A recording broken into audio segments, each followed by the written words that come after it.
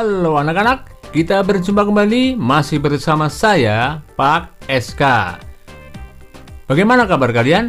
Semoga kita semua selalu dalam keadaan sehat, kalian tetap semangat, selalu ceria, dan terhindar dari wabah virus yang sedang melanda dunia. Hari ini kita akan belajar tema 4, subtema 1, pembelajaran keempat. Untuk itu, siapkan buku dan alat tulis kalian. Namun, sebelum pembelajaran kita mulai, marilah kita berdoa menurut agama dan kepercayaan masing-masing. Semoga pembelajaran hari ini bisa berjalan lancar dan menjadi ilmu yang bermanfaat. Anak-anak, pengetahuan apa saja yang harus dimiliki oleh seseorang yang bekerja? Apa yang akan terjadi jika mereka tidak memiliki nilai-nilai itu? Saat seorang bekerja, mereka harus mempunyai nilai-nilai yang baik. Jujur dan kerja keras adalah nilai yang harus dimiliki. Apa yang dimaksud jujur? Apa contohnya? Ayo simak cerpen berikut. Pemimpin idola, pemimpin yang jujur. Ida, temanku sebangku. Mungil, berkulit hitam manis, tidak banyak bicara, dan pandai, itulah cirinya. Ia seorang anak yang sederhana. Ayahnya sudah lama meninggal. Ia tinggal bersama ibu dan adiknya. Ida anak yang sangat pandai. Nilai-nilainya yang selalu bagus memberinya kesempatan meneruskan sekolah tanpa biaya. Semua buku pelajaran dan perlengkapan ditanggung oleh sekolah. Ida tak pernah malu dengan kondisi keluarganya. Bahkan, ia semakin rajin belajar dan terus berprestasi. Ida juga selalu menjadi tempat bertanya jika teman-temannya mengalami kesulitan dalam pelajaran. Teman-teman memilih Ida sebagai ketua kelas. Pandai, tenang, dapat berkomunikasi dengan baik, serta mampu menjaga ketertiban kelas menjadi modal utamanya. Hari ini, Ibu Tati mengingatkan tentang ulangan matematika.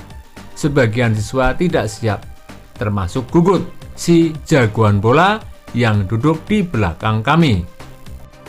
Waduh, saya belum belajar, Bu. Kemarin saya seharian bermain bola sampai sore. Pulang ke rumah langsung tidur, Bu. Protesnya.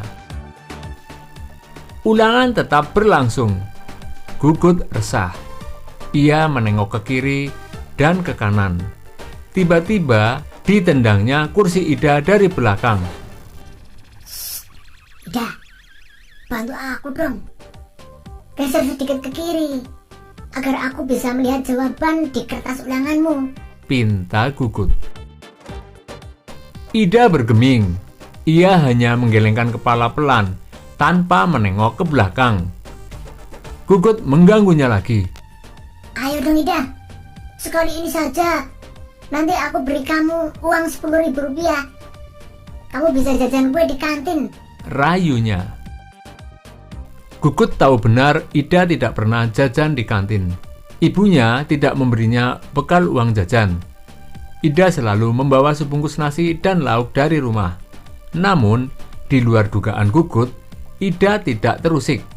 Sekali lagi, ia menggeleng pelan. Sampai waktu berakhir, Gugut terpaksa menyerahkan kertas ulangannya dengan lunglai.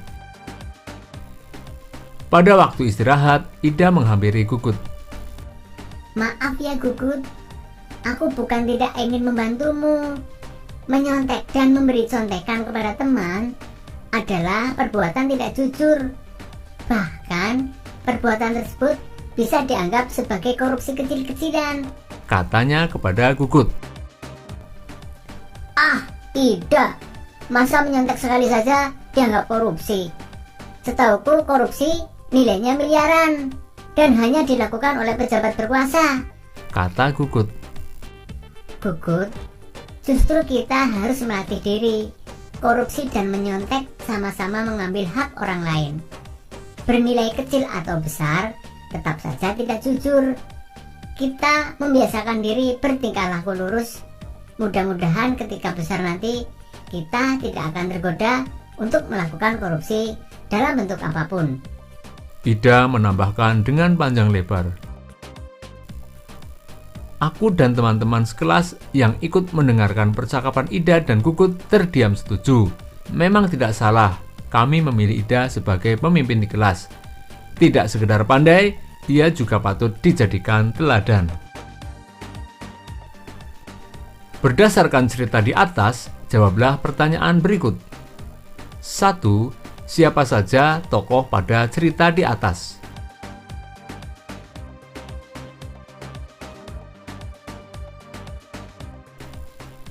2. Siapa yang mengikuti ulangan matematika?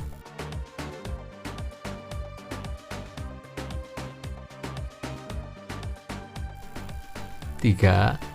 Apa yang dilakukan Gugut pada saat ulangan?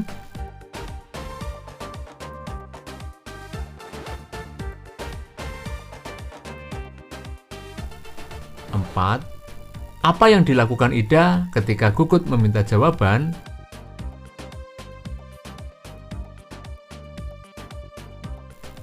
5. Mengapa Ida tidak mau membantu Gugut? 6.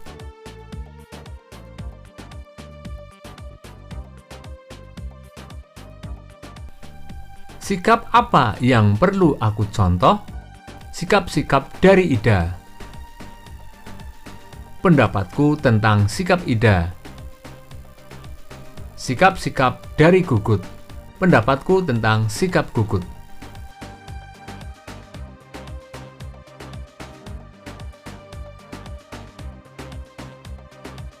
Apakah menurutmu sikap Ida sesuai dengan makna sila pertama Pancasila? Jelaskan.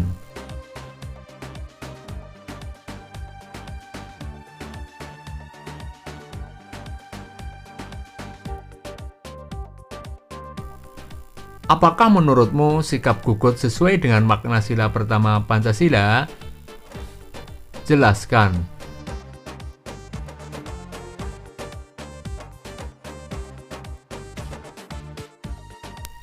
Mengapa kita harus jujur?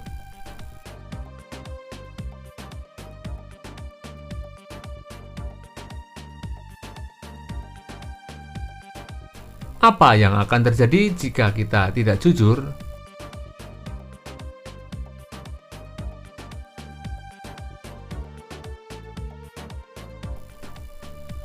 Sila pertama mengajarkan bahwa pemeluk agama harus taat dengan aturan agamanya. Sikap agama pasti mengajarkan pemeluknya untuk berbuat jujur. Sikap tidak jujur akan membawa dampak bagi diri kita dan orang lain. Semua orang harus jujur, termasuk orang-orang yang bekerja. Benar kata Ida, mungkin tindakan tidak jujur ketika sekolah adalah mencontek. Dan tindakan tidak jujur ketika sudah bekerja bisa korupsi atau mengambil hak yang bukan miliknya. Demikianlah pembelajaran hari ini anak-anak. Marilah kita tutup dengan doa. Semoga apa yang telah kita pelajari bisa bermanfaat bagi kita semua. Jangan lupa jaga kesehatan badan, jaga kebersihan lingkungan sehingga kita terhindar dari penyakit. Sampai berjumpa kembali pada pertemuan berikutnya. Dadah!